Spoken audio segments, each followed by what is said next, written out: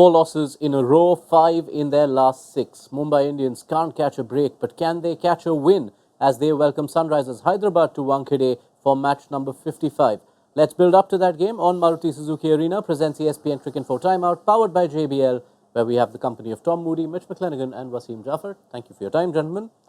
It's getting tougher and tougher to assess Mumbai's season, especially given everything we'd expected at the start of it, Tom.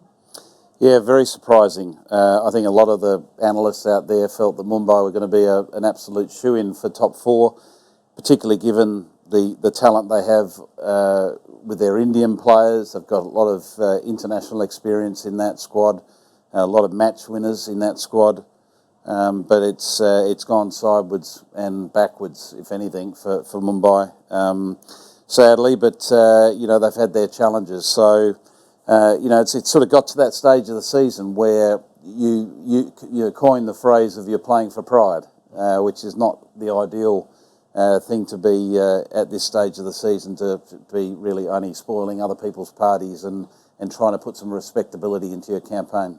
Yeah, not a position Mumbai Indians usually find themselves in. Tom mentioned those Indian superstars. Most of them are in the batting lineup who you thought will carry and do the heavy lifting for MI. But if you look at their power play struggles, it has been a constant, Wasim, for Mumbai to lose a lot of wickets.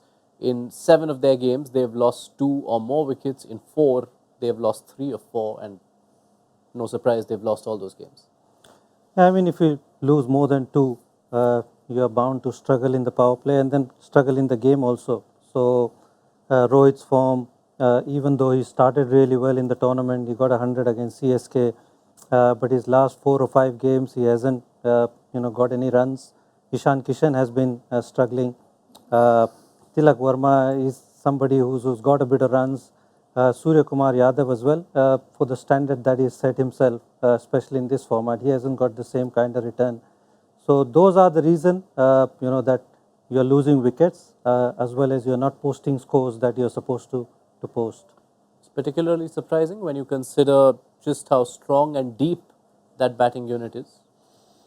Yeah. Sometimes when your batting outfit's so strong, I've seen it in teams that have been strong where they don't get that big score because they think for whatever reason that the guy behind them is going to get the job done. And it's a funny one. Like you don't take that responsibility as a player because you take a few more risks because you know you can, because there's someone behind you who's just as good, who can get the job done. And if you get out playing a silly shot or a big shot in a crucial moment, or the power play where they're really trying to capitalise, and then the mate behind you does the same thing, and then his mate does the same thing, you get into these issues. So I just think it's probably a little bit of responsibility of someone really wanting to knuckle down and get that big score and say, I'm not going to leave it to my mate behind me. The inability to rebuild their innings after those early wickets, has that been surprising for you to see? It has been surprising, but then we see the situation where the role clarity around that batting order. That we've seen a number of different changes in that batting order. Particularly the captain has found himself in multiple positions and sort of anything sort of lost in that top 6 without a clear defined role. We've seen likes of Tim David push very, very late in the innings. He's coming at number 8 on a couple of occasions. So it's no surprise, but that happens with a side that's searching for something. They're searching for a formula, again, sort of trying to bring it back to the core basics of, well, what is it that makes us a good side? Well, this is what it looks like. Let's stick with this and be patient with this and back those people and give them that stability. Any changes for Mumbai? What would you do? Well, I don't think Naman Dheer at 3 is the solution to the top 3. So I'll probably go stick with that same formula that they played with Nabi as a spin option. I thought in the last game they missed Nabi, that experience of Nabi bowling that spin, and obviously in the death he becomes very, very useful. Naman Dheer, even though he's got potential, still new to the IPL system. So I'll probably stick with that experience and then hope, more importantly, that those guys fire. No matter how big your name are, if you don't perform on the day, you're bound to get this result. So there's no dearth of quality.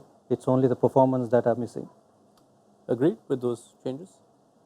Oh, yeah, honestly, I don't know what they're going to do. Sorry, I'm not much of an expert there for you, sorry, mate. Yeah, I think Nubby will come back into the side purely because I think he's a great match-up to the two left-handers at the top of the order for Sunrisers. So with Head and Abhishek Sharma, I think Nubby is a perfect fit for that to bowl, one, if not two, power play overs. And we've seen that result in, slowing the Sunrisers' power play exploits down. So that's the obvious change for me. Yeah, and that takes us straight to Sunrisers Hyderabad, for whom Travis Head, such a big part of their success. And it was the reverse fixture against Mumbai Indians which launched Head's return to the IPL. He smashed 62 of 24 and he hasn't looked back since. Each of his 4 scores of 50 or more have resulted in Hyderabad wins. But that last one was a 58 of 44, showing the kind of gears we thought Travis Head isn't going to show, considering all the other 50s have come at 250s. Well, that goes on to show the quality of the player. He's a 3-format player, and we all know what he has done in the Test cricket. So somebody who's played Test cricket knows that on that day, if he's not striking well, they had lost a few wickets, so he played the second fiddle and then launched a little bit later on. So he's very clever like that. He's a quality player after all. Like I said, he's a 3-format player.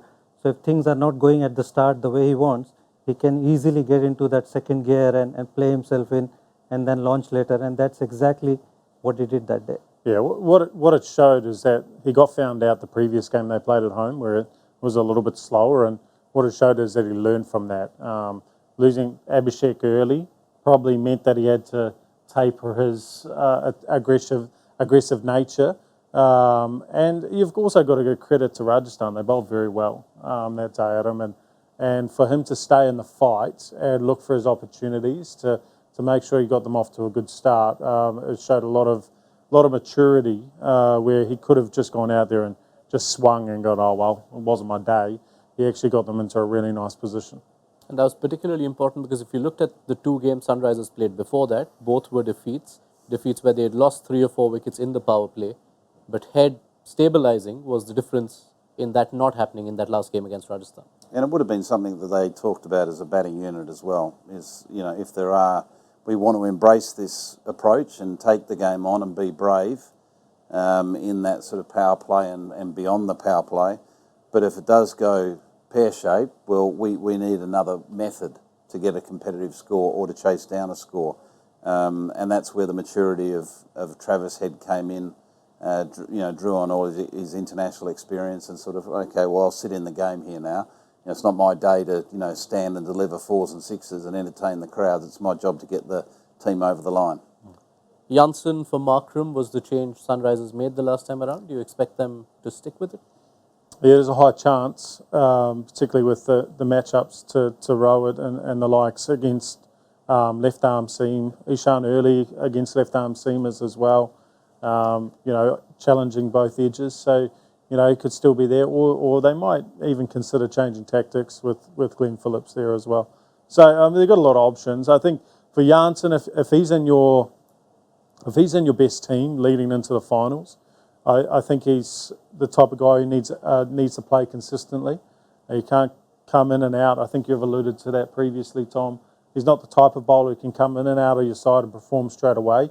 You need to let him get back into the game, get that intuition kind of going and get his rhythm right in game if you think he's an important player for the playoffs.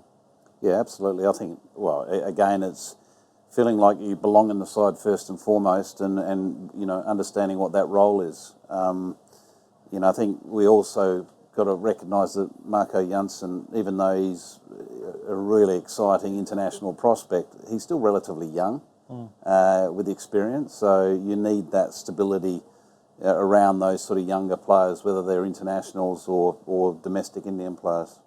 All right, let's tuck into predictions. Wasim, who are you backing? I'm going to back Sunrisers. Yeah, I'm actually going to have to go with Sunrisers as well. It's hard for me to say. Yep, Sunrisers. Yeah.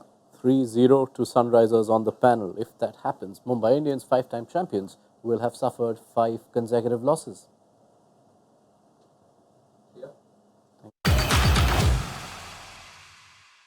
All new hot and techy Brezza, the City Bred SUV.